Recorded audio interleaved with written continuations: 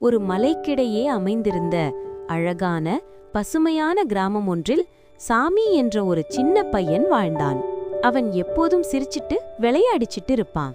ஒரு நாள் அவன் கிராமத்தின் நடுவில இருக்கும் சந்தை திடலில் விளையாடிக்கிட்டு இருந்தப்போ திடீரென அவன் கண்களுக்கு ஏதோ ஒளிச்சிட்டது.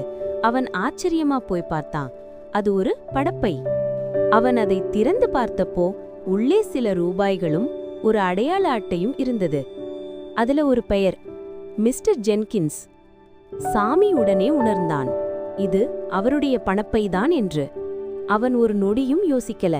அவன் உடனே மிஸ்டர் ஜென்கின்ஸின் வீட்டுக்கு போய் அந்த பணப்பையை அவரிடம் கொடுத்தான்.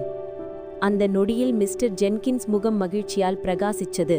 அவர் சாமியை கட்டி அணைத்துக் கொண்டு நன்றி சொன்னார். அவரது நன்றிக்குறியாக சாமிக்கு ஒரு பிரகாசமான தங்க நாணயம் கொடுத்தார். அந்த செய்தி கிராமம் முழுக்க பரவிவிட்டது.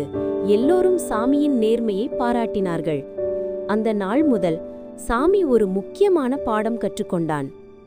நேர்மைனா சரியானதை செய்வதல்ல, அது மற்றவர்களின் வாழ்விலும் நல்லதை உருவாக்குவது.